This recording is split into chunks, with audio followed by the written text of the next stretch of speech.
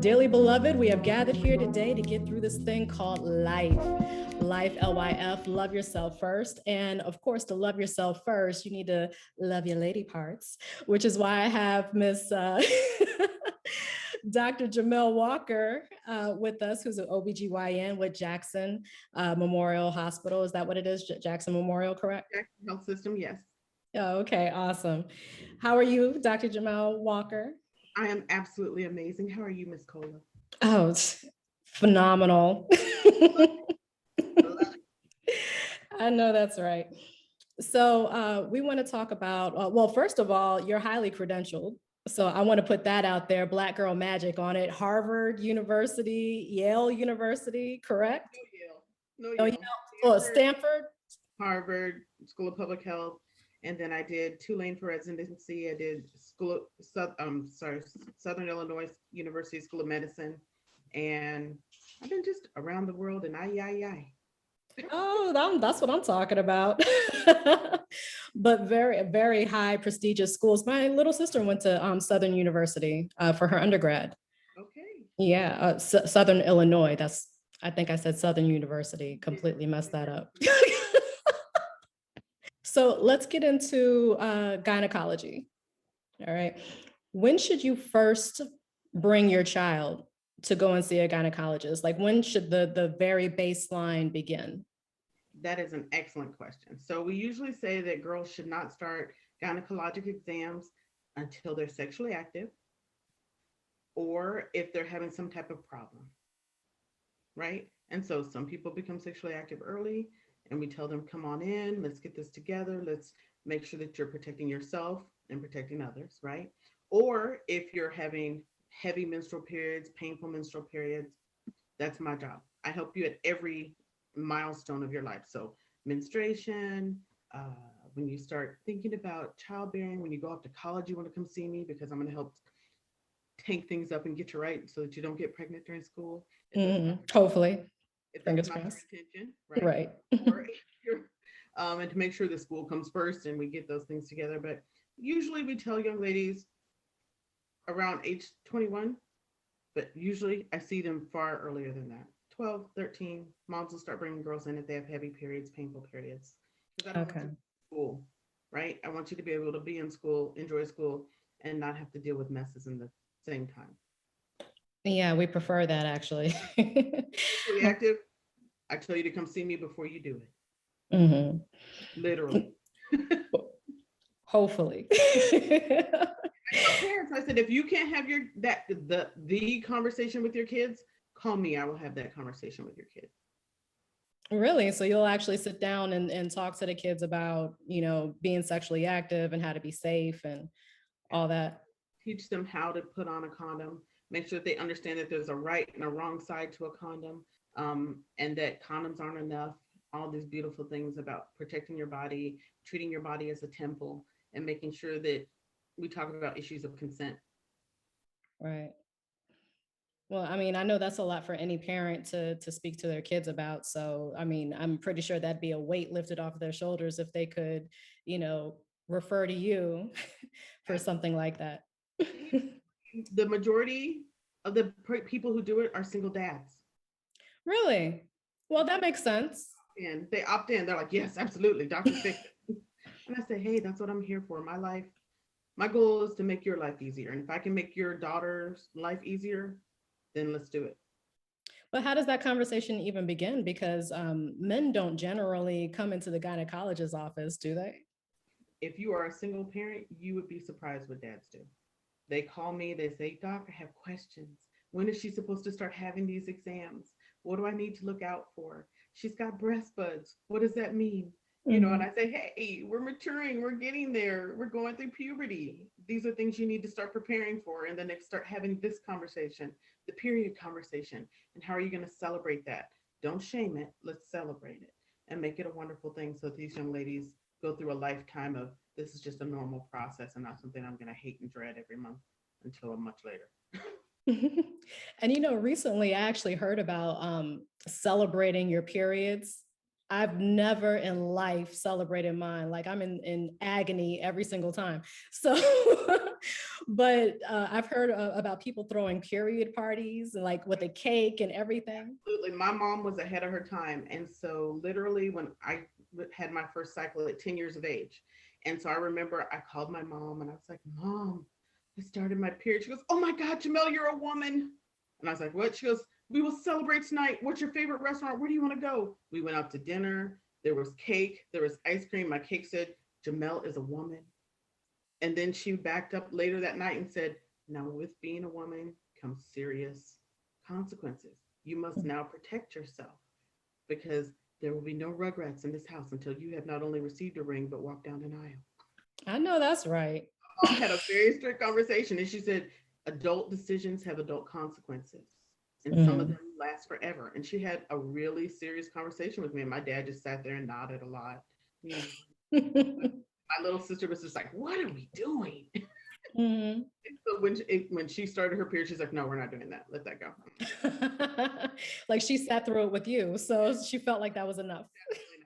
But I appreciate the fact that my parents celebrated my womanhood because it made me feel like there was something special. Do I think it translated possibly into me becoming a gynecologist and these conversations and conversations about consent? Absolutely. I definitely think they play a role.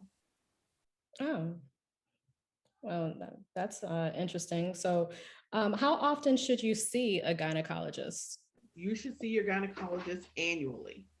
So even Annual. though, and this is the huge confusion that's going on right now. So now that we've moved the pap smear, which is the actual scraping of cells off of your cervix, to every 3 to 5 years, people are like, oh, I only have to come every 3 to 5 years. No, ma'am, that is incorrect. You Mm. still come see me annually, right? Because I'm going to do a clinical exam on you, do a breast exam, and make sure that you're being taking care of yourself sexually, that your periods are going okay, or if they're not going okay, you're enjoying your menopause and getting the most out of that, right? And that you're well lubricated, all of those things. Those are things we talk about. We talk about your screening guidelines, your colonoscopy, your mammograms, and make sure all that's happening for you as a woman.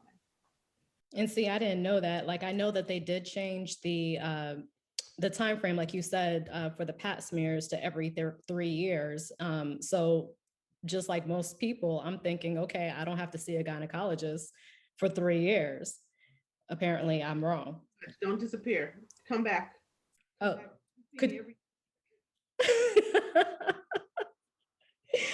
like I try not to, but It's a necessary evil. it is a necessary evil. Of course, I mean, you want to make sure that you're healthy and everything is flowing correctly, but I think that more gynecologists or doctors period need to be more specific when they say certain things. Like the last time I had my pap smear, the doctor just said, okay, I'll see you in 3 years. Okay, but not telling me that I have to go back annually. School, that's what you do what the doctor says, right? Right. Guideline. And so the guidelines from the American College of Obstetrics and Gynecology say you should still have an annual exam. Okay. That makes sense. So, Exposed to some sexually transmitted disease, you want to wait 3 years to find out? no, Absolutely not. no, but I'm hoping that anybody who is like sexually active is going back at least every 6 months to make sure that their labs and everything are correct. And we Yeah. try that. Sometimes insurances disallow that, but for the most part, your insurance will cover an annual visit. Okay, that's good. So, what exams should you get on a regular basis if you're going in for your annual? Aside from as we just mentioned, STD testing, what else should they go back annually for? Well, you come in annually for your STD testing, which I'm always happy to do. You can come see me anytime you're a little nervous and need STD testing. I'd rather you come in sooner than later, right? Mhm. You come in for your annual clinical breast exam, where a physician or nurse practitioner or physician's assistant does a physical breast exam on you. Okay. And if you're over the age of 40 or have a family history of breast cancer, you need to come in earlier, 35. But those breast screenings, mammograms, age 40, and those are every annually by our guidelines or 3 years. Now, is there any other testing for these mammograms besides the vice that like tries to squeeze? Nothing out of something. Now they're doing diagnostic mammograms, and and they're not as bad as they used to be.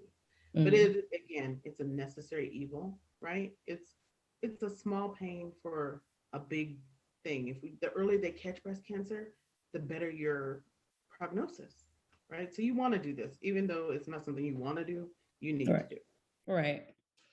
Yeah, but I would just think by now they'd have something better than trying to squeeze the life out of your tatas. I like my tatas. See the good images. Again, necessary evil, right? Mm, And it's once a year, right? yeah. And it's just like the vaginal exam. You can opt to do it or not do it annually, but you do need if you have some symptoms, you want them to do a bimanual exam, right? And then you also need a rectal exam, right? So Mm. those are the things you have to look out for. Okay. Yeast infections. Ha. Like, Talk about vaginitis.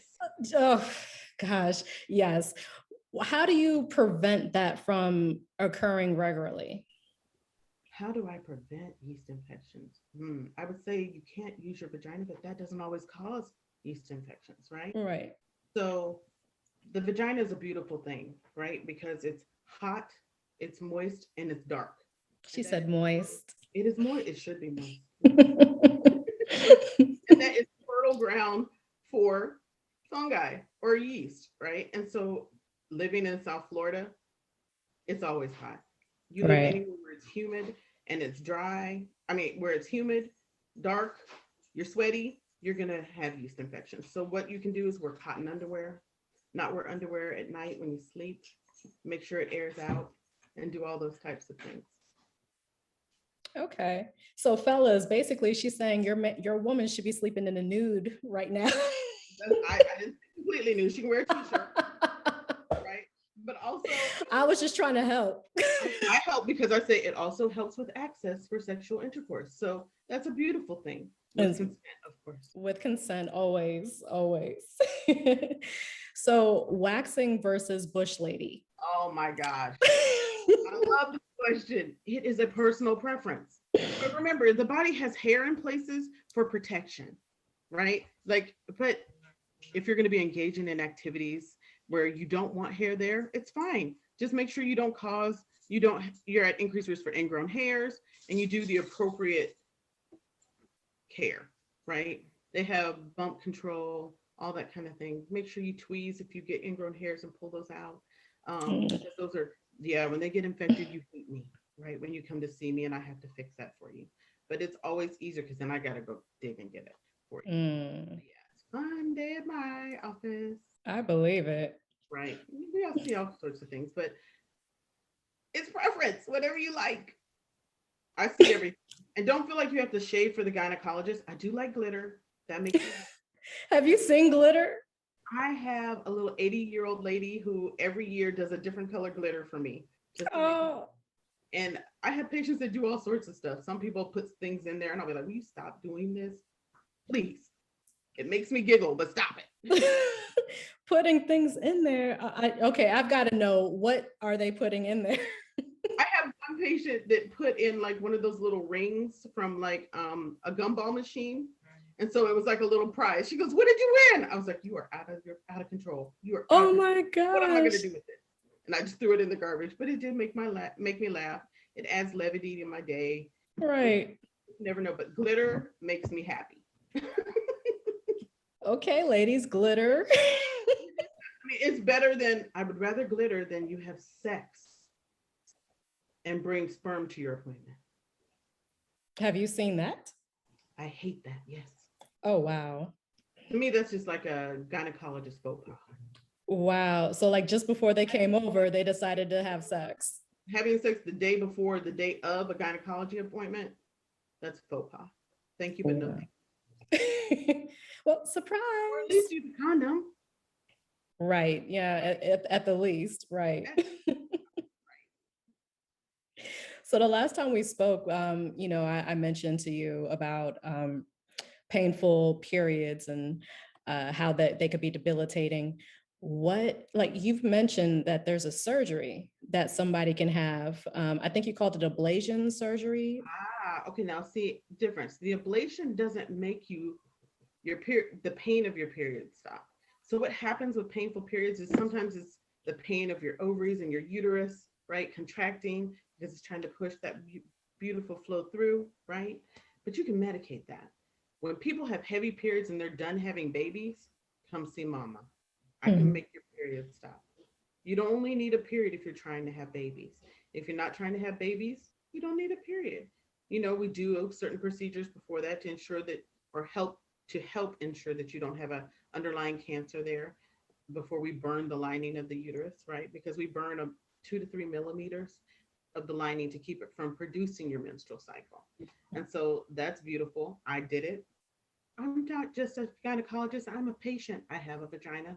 And so I decided that I didn't want to have periods anymore. Let's make it a playground, right? You know, so I decided no more periods. My doctor and I had a conversation. I did an endometrial biopsy, which is where they suction off a small lining of the uterus to make sure that there are no cancer cells there. And then they do the procedure. And I literally have not had a period since I was 43.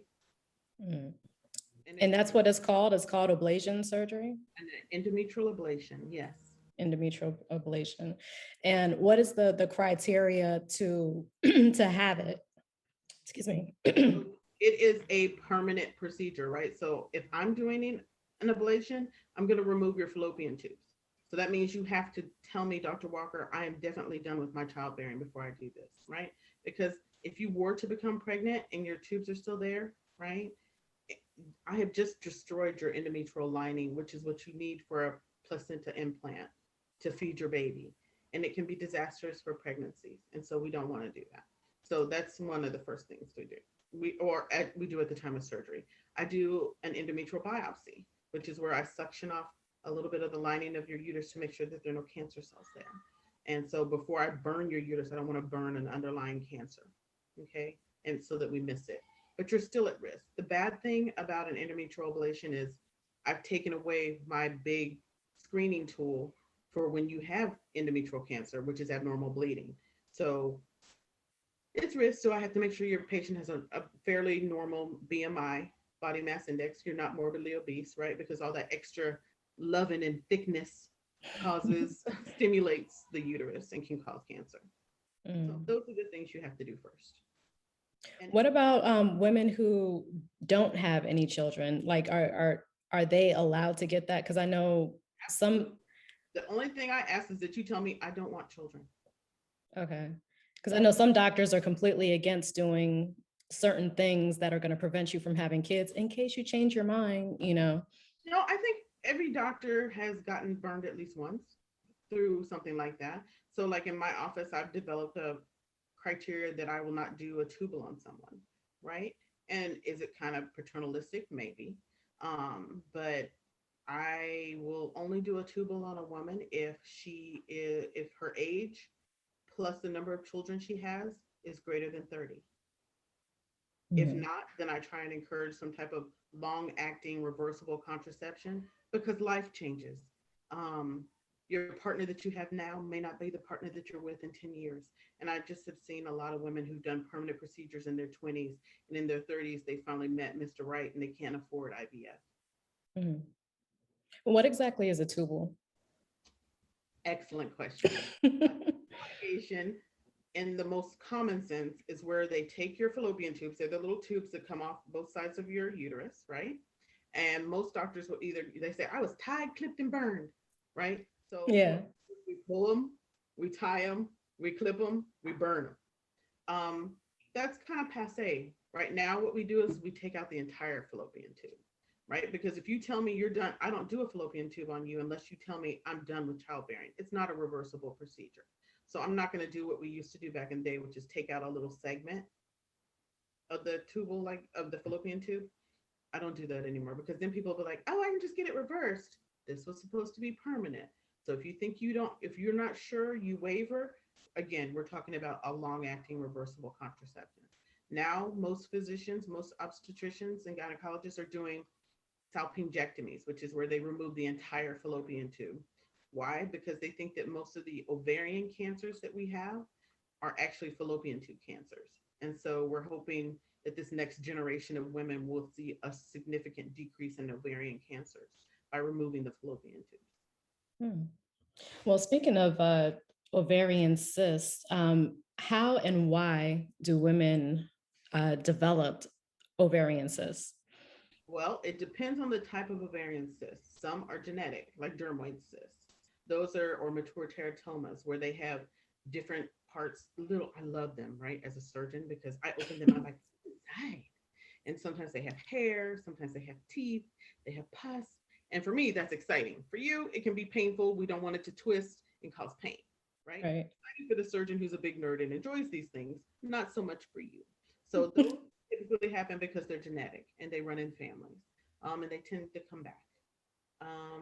As far as other ovarian cysts, they're stimulated by our hormones. Mhm. So is there anything to do to try to prevent them or reduce them? If they're simple cysts, we usually start you on some type of hormonal therapy to help decrease them. Hmm. You're And like then my own little Dr. Bailey.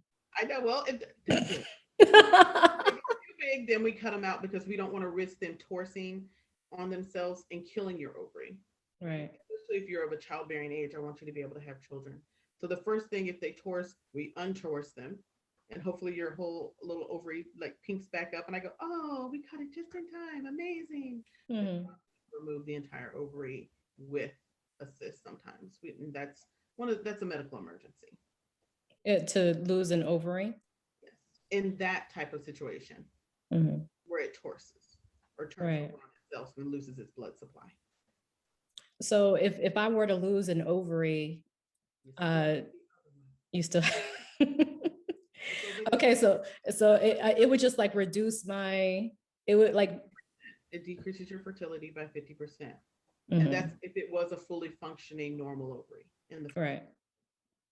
Okay. Does it have any other I guess symptoms? If you were to lose like an ovary, does it have any other symptoms to your body?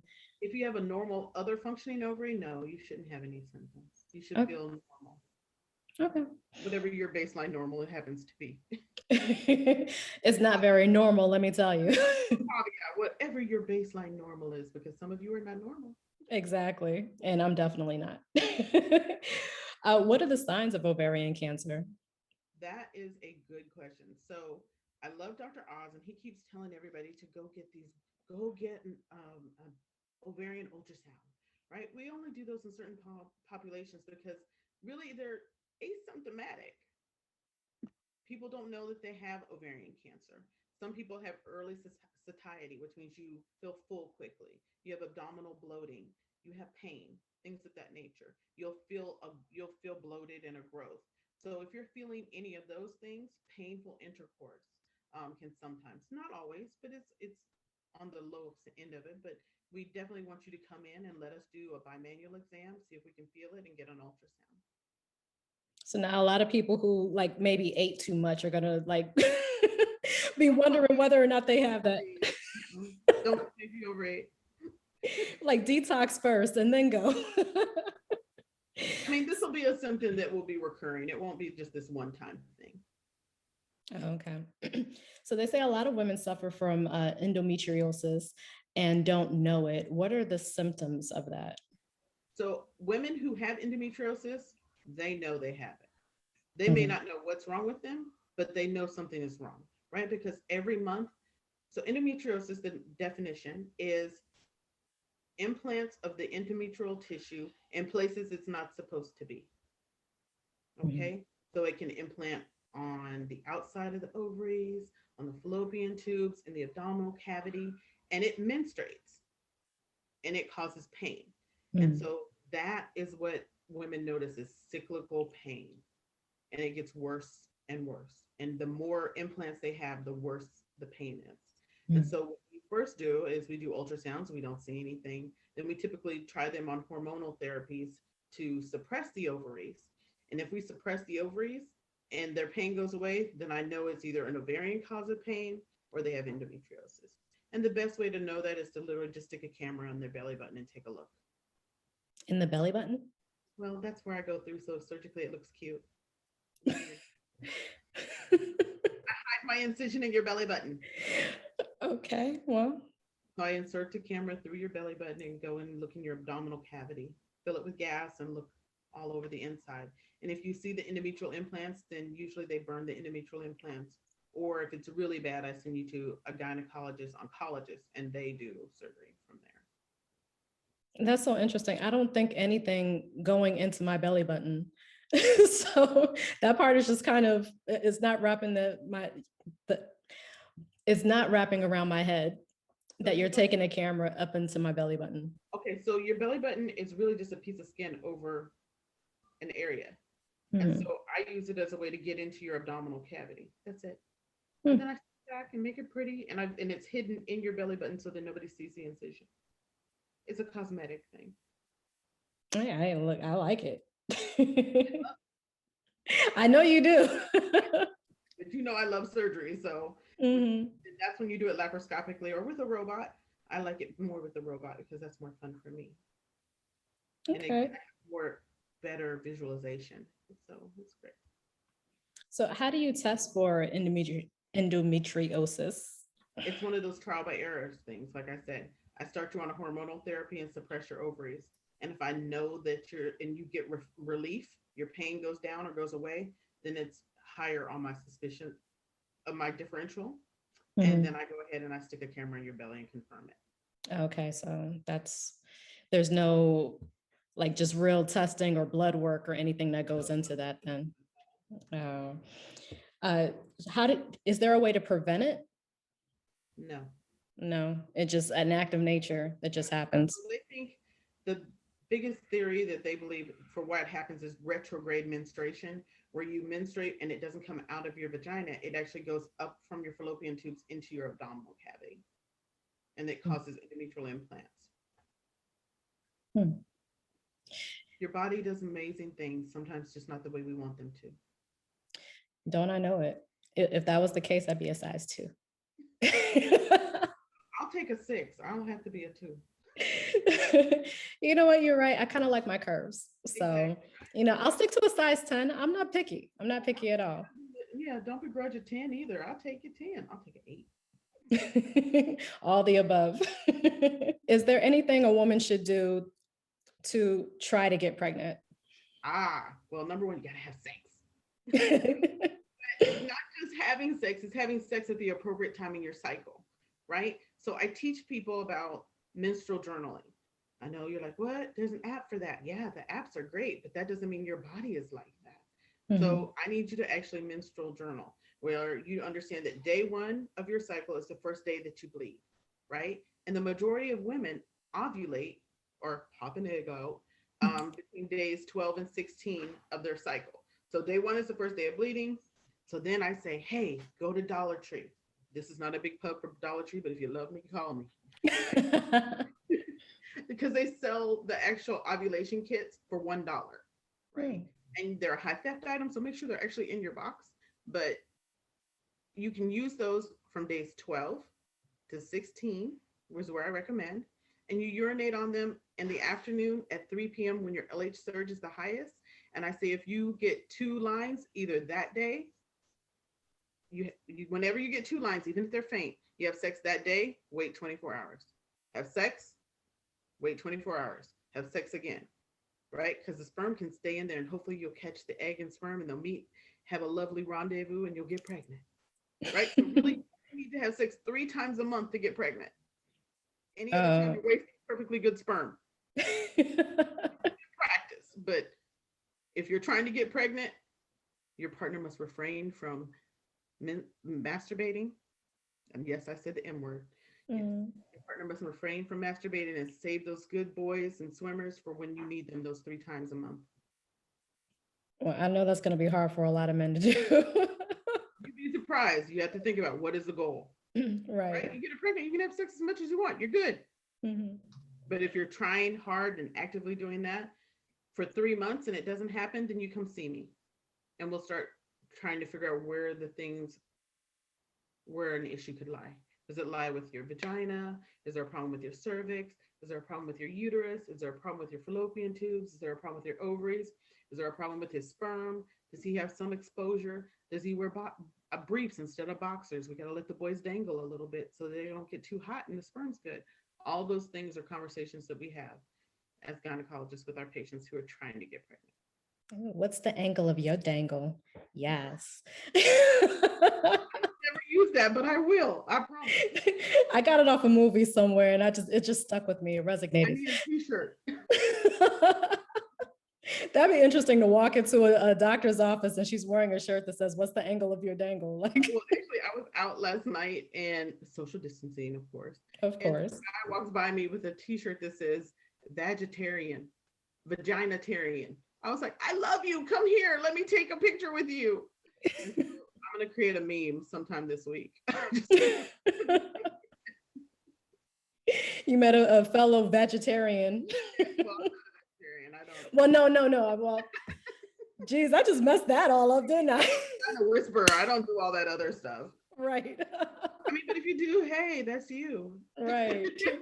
Like you said, if you like it, I love it. You know, whatever. This time, but yes, if you like it, I love it. Whatever makes you sexually happy and healthy. Exactly.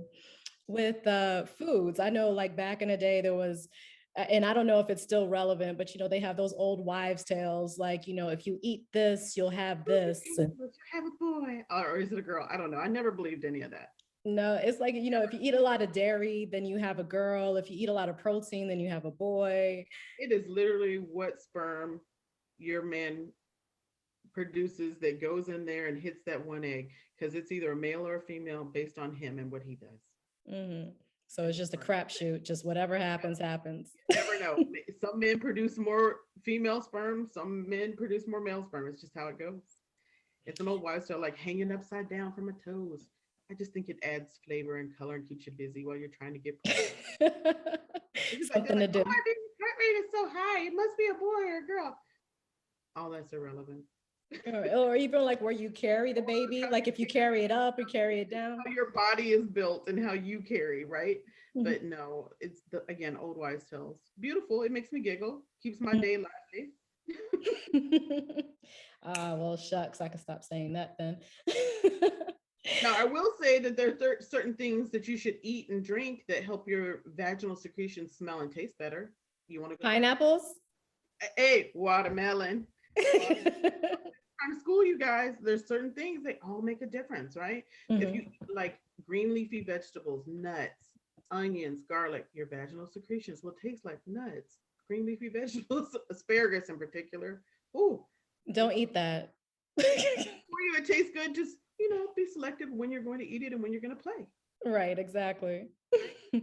It's just one of those things. Yeah. So there are different things you can eat, but I always say, make sure you're not douching. I got to throw that in there, Cola. You know, I have to say that. I know our grandmothers went out of their way to make sure that we did that. And it's just one of the biggest disservices we've ever done to our vaginas.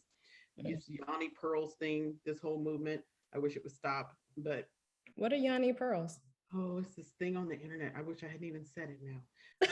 No, people need to know. That people put in their vagina and then they're just like, oh my God, look what came out of my vagina. I was like, you put that in there. What'd you think? It was going to just stay in there? It's a closed area. It comes back out. Right. So it's just, they're like, oh, these are the parasites. I was just stop putting stuff in your vagina. You don't know what it is.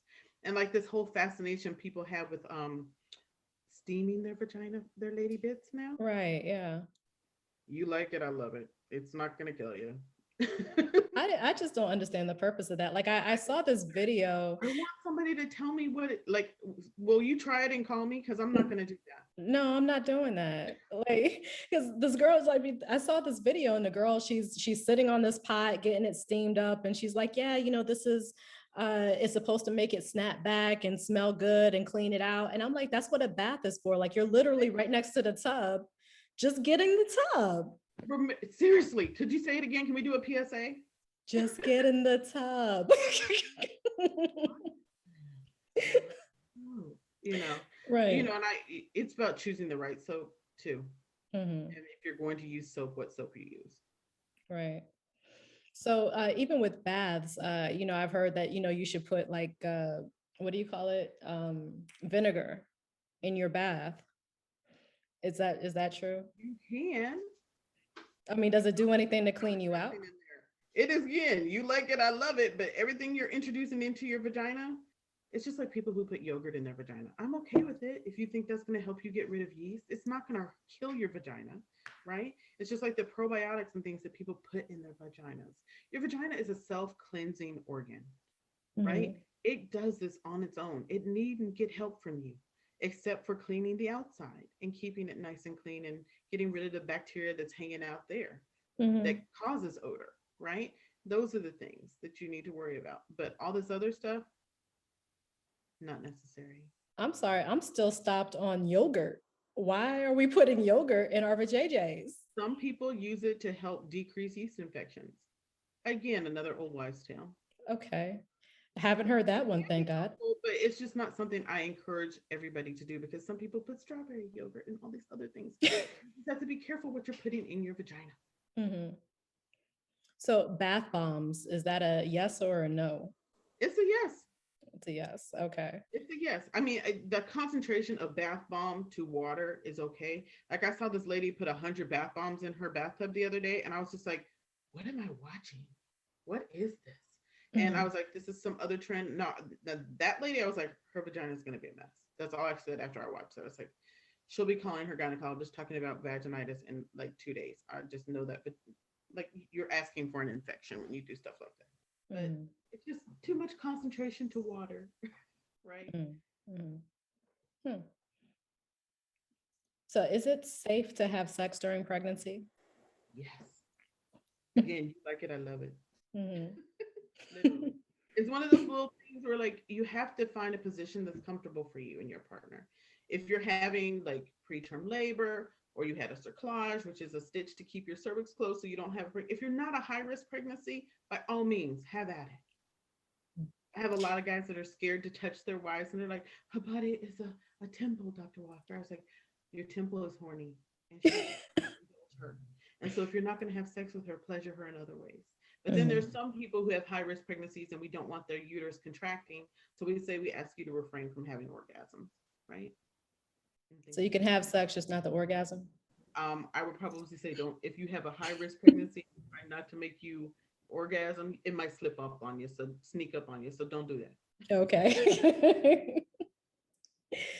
So what can somebody do about postpartum depression? Ooh. So, as a physician, it's my job to kind of prep you for symptoms. If you already have depression prior to pregnancy, you're at increased risk for postpartum depression. If you've had postpartum depression in a previous pregnancy, odds are you will have it again, right?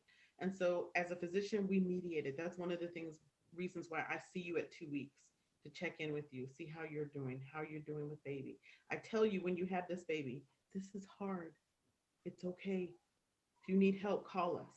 I had one patient who literally was so depressed, she called and my nurse came and got me. She said, Doctora, the patient is on the phone. She's crying. And I got on the phone. I said, what's wrong? She said, I can't do this. I said, you have a 3-year-old at home and a newborn, and you are by yourself. You are overwhelmed. Is there anybody who can help you? And she says, Dr. Walker, there's nobody who can help me. I said, I am sending an Uber to your home right now to get you. I'm bringing you to me. I need you to give me the phone numbers of people I can call to help to give you support. And I literally put her in a nice place for 72 hours. She needed rest. She needed sleep. She needed somebody to take care of her and get her back on track. Mhm. And as a physician, it's our job to check in, but you have to come and let us know. So it's about building rapport with your patients so that they know when to say, I need to tap out, Mhm. right? That's our So, job. We watch and we tell the partners if something doesn't seem right, you call us. mhm. So having a good support system also helps also. It's important. It's Mhm. not. It's necessary. You need to sleep in order to do well. Sleeping is important. People underestimate the power of a good night's rest, especially when you're breastfeeding and this baby is up every 2 hours and you're changing and you're not sleeping when the baby's sleeping. All of those things.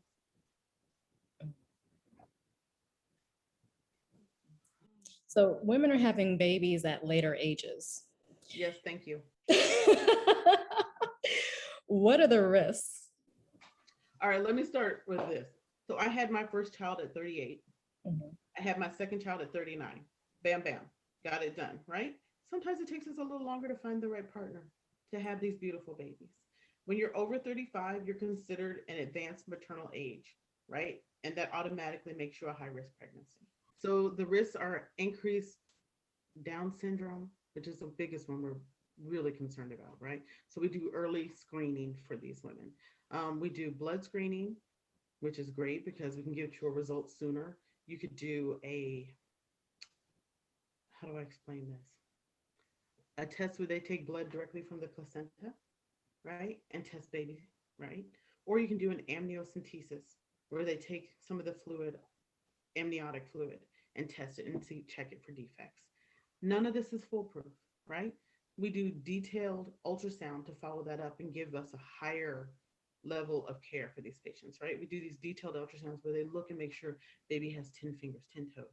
They're pointed the right direction. They're laying the right direction. Baby's moving appropriately. Baby's breathing appropriately. All of these things. And we take all of this information gathered together and tell you, yes, this looks like a normal baby, but that doesn't guarantee you a normal baby, even if everything looks normal, right? My baby at 38, I got ultrasounds literally every other day because I had a high risk pregnancy. Because not only was I advanced maternal age at 38, I also had chronic hypertension and made a sucky placenta. So TJ was my little 5 pound baby when he was born at 36 weeks. Mhm. You wouldn't know it now because he's eyeballing me at 10, but that's a whole issue. But he went to term and he's a full healthy baby. He was a few days early, but Mhm. he was my little 5 pound soaking wet baby. But we stayed in the hospital for a week, but he was good. Mhm. He was driving me nuts. I can't tell if he has any deficiencies. Doesn't seem like it, so that's a good Yeah. thing. So is there an age where, I mean, being that so many women are having babies at later ages, is there an age that maybe they should stop? Okay, so I'm not one that's going to steal your dream, Mhm. right? But your body comes to a point where you no longer are able to do it, just physically no longer able to produce enough eggs, high quality eggs, and you're at even greater risk of having a baby with Down syndrome, right? Right. So there comes a point where your body just says, and we can do the blood work and tell you that, and say, it does not appear that this would be a good decision for you to make if this is you want a healthy baby. If you want to roll the dice and try, you may have more difficulty getting pregnant. We recommend at that age, women typically start getting donor eggs, Mhm. right? And by that same token, men with older sperm can still produce babies, but it doesn't mean that we're going to not have increased risk of Down syndrome and other problems. So, is there a specific age? No, it's body specific. Okay, to the individual. So older men, they typically have older sperm and they can still get women pregnant, but it doesn't mean that it's necessarily healthy, good sperm, right? So we encourage older men to get their sperm tested as well. And that makes a woman at higher risk. If you're over 35 and you still haven't found Mr. Right and you still want a baby, I recommend that you start thinking about freezing your eggs, especially if you're financially able to do so. Does that cost a lot to It's freeze your eggs? pretty expensive, yes. Mm. So that's But definitely an investment. than buying donor eggs. Right. Mm. So they should start that at 35. And then your baby would be genetically yours. And so Mhm. But that should start probably around 35, 35, I 38. would say 35, but you should start thinking about it. Just a little thought in the back of your head. Because as career driven women, we get so set on it and we think we're not going to have problems. And then at 38, we wake up and we're like, okay, let's start having a baby. And then your body is already like, I thought about that 3 years ago. What are you doing? Right. And so we have to stay with the science a little bit and help our bodies make good decisions and make good decisions when our bodies are still making the right kind of eggs and still have quality eggs. Right. Is there something most women dismiss, but they should be seen immediately when it occurs? Oh, that's good. I have them every so often. Oh, pain. No, a good question. I think people. What do people dismiss that they should think about immediately? Um, that's more of a question for men. Women are very different creatures than men when it comes to medical issues, right? You ask a man how long they've had this condition, they'll say, "What year is it?" Right? My female patients, I say, "Well, how long have you had this problem?" They say, "What time is it?" Right? Right. So women tend to be more on the proactive side, and they come in very early, right? I've had this problem for a week, Dr. Walker. I've had it for 3 days. It's been 2 weeks, a month. Rarely do my patients say, "I've been doing this for 6, 7 months." It's rare. I get phone calls way before then. My big thing, I think, it would be the surgical emergency of like ovarian torsion.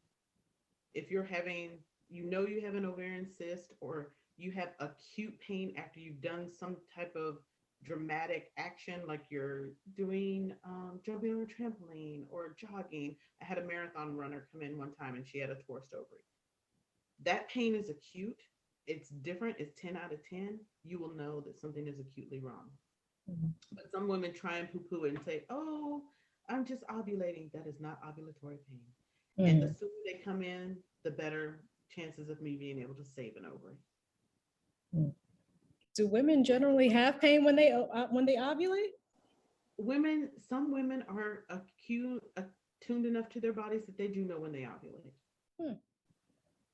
And so, like, I'm one of those. I'll be like, "Oh, there it is. Yes." Okay. I guess I'm not in tune with my body at all. We need to talk.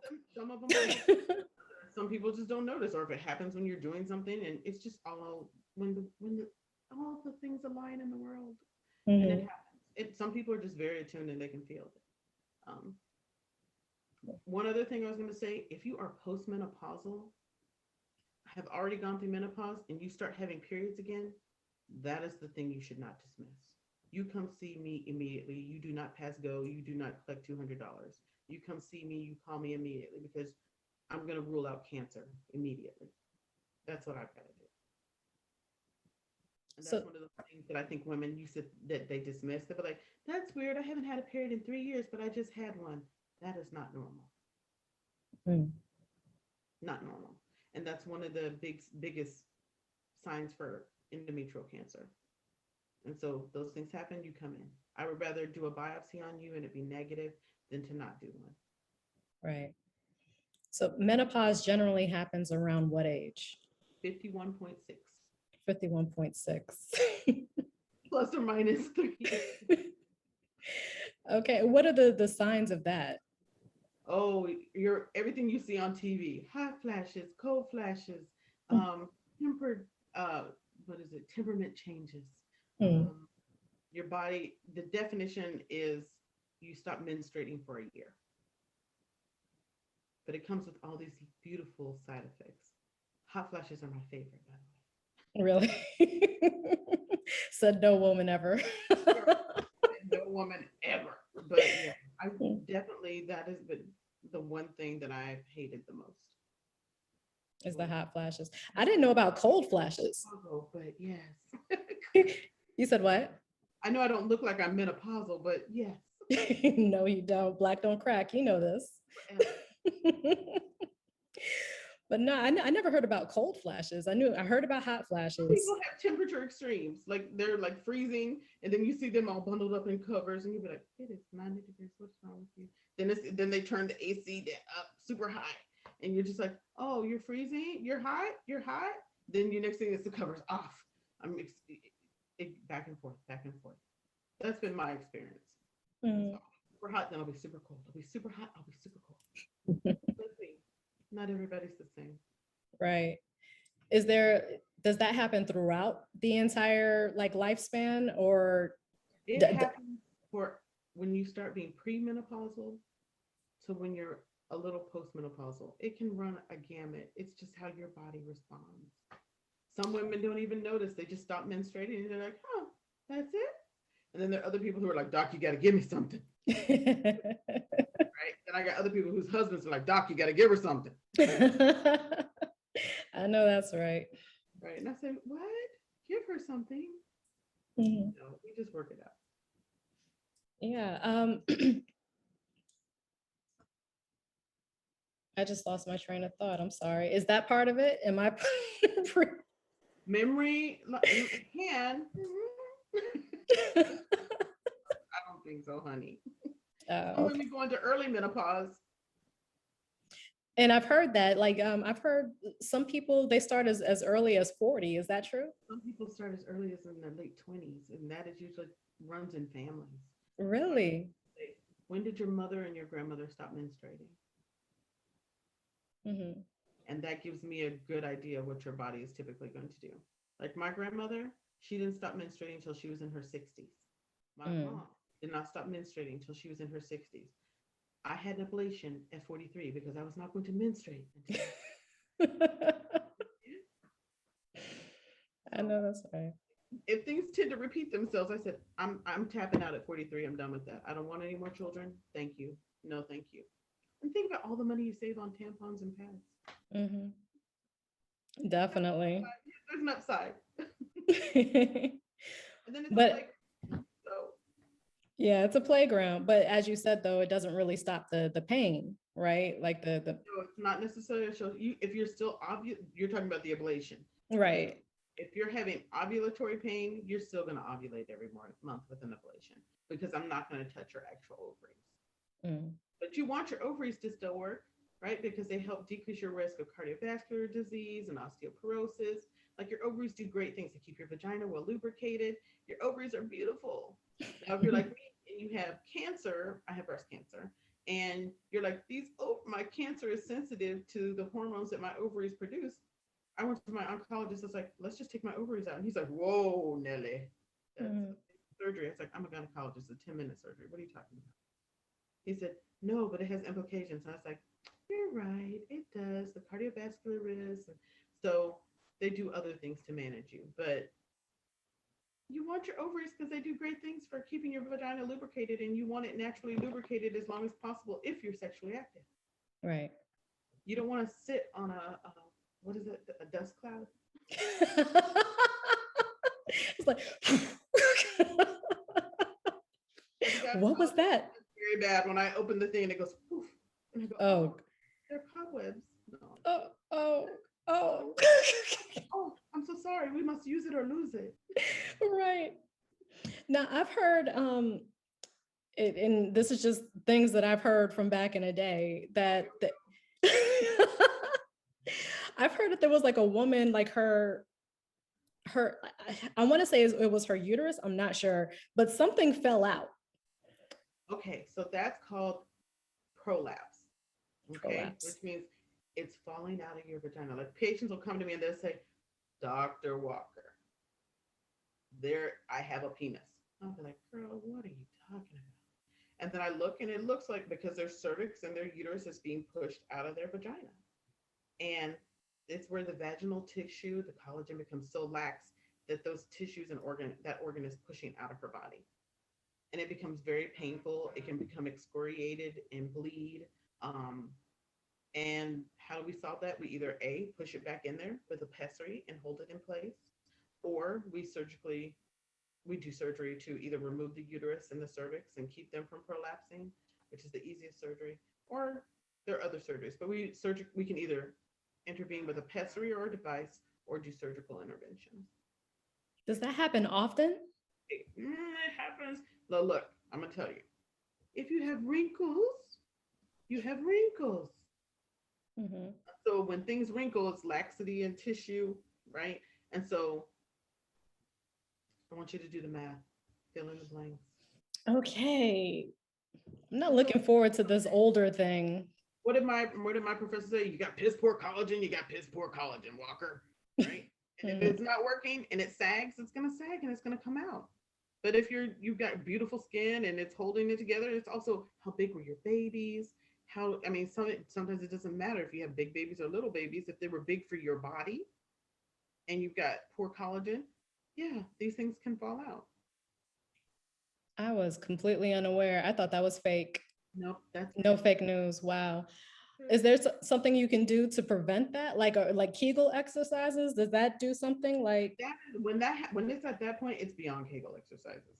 But I always encourage people to start doing Kegel exercises in their early 20s. right? Because the stronger your vaginal muscles are, the better intercourse is, the better you decrease your risk of urinary incontinence, all of these good things. And so it's a good practice and it's good for sex too. So Well, what about those little balls? I know you said don't stop putting stuff in you, but they have those little Kegel balls. the little Benoit balls, they're good. It's exercise, right? You put in heavier and heavier balls, you hold them in. It's like exercise. You put them in and you walk around and you hold them in, Mm. right? Stronger you can do it, the better. And I just tell my patients, look, when I'm teaching them about Kegel exercise, look, I'm doing them now. You can't even tell, right? Mm. I'm doing my Kegels. Nobody can tell. The easiest way that I tell patients to do Kegel exercises is when you're urinating, start and stop your stream. Start your stream, hold it 1 second. Start your stream, hold it 2 seconds. Start your stream, hold it 3 seconds. Every time you go to the bathroom, if you can do 3 sets of 10 seconds, you're a bad broad, right? Because if you Mm. can squeeze and hold like that, you can hold a penis like that too. But that's just extra. That's bonus. Bonus points. Are there issues that women should worry about after going through the change? If so, what can they do to prevent it or minimize the symptoms? Ah. Aside from your stuff falling out. The biggest thing I say about the biggest complaint that women have when they go through the change is their vagina not being well lubricated, right? And so what I recommend, especially during intercourse, so I recommend a very like women who are trying to get pregnant, young women, I recommend a water-based lubricant. When you're like perimenopausal, postmenopausal, I recommend a silicone-based lubricant for intercourse because it's Mhm. slippery, it's slidey, it creates a better friction and experience, right? Um, that's one of the things. There are a lot of things that you can take over the counter. I used to encourage people to eat soy. I don't do that so much now that I've been affected with the breast cancer. Mhm. I'm backing away off. I'm backing off that. I figure if my oncologist won't let me do it, I don't think my patients would do it either. Mhm. Um, so I'm very cognizant of that now. I used to encourage soy, but there are products on the market that help patients with the lubrication, the hot flashes, and things of that nature that are not soy based and really give women symptomatic relief. So come see me. I'll fix it. So does the soy, what exactly does that do? Does that So if you have increase your chances of cancer? one of those estrogen positive cancer thingies, right? So if you Mhm. have an estrogen positive cancer, you don't want to eat a lot of things that are going to stimulate your estrogen sensitive cancer. And so Mhm. Okay. so I'm trying to be a vegetarian, but I can't do it. I love bacon. See, I love chicken. That's why I can't do it. Without chicken. If a pig ran by me, I would roast him. So Uh, is there any other information that you want to give to listeners? see your gynecologist every year. Get your pap smear every 3 years with your HPV co-testing. Get your mammogram every year. I regret not being on top of my own mammogram. That's my biggest regret right now. And if you have symptoms or something you're concerned about, don't be afraid to ask. That's our job. That's what we're here for. Okay. Well, thank you so much, Dr. Jamell Walker, my Dr. Bailey. I appreciate you coming on and helping everybody love themselves first, especially down there. All over there. All over there. It's like all this, you got to love all of it, All of it. You're in. Love every bit of you. Exactly. Well, thank you for coming on. Thank you. It's a pleasure.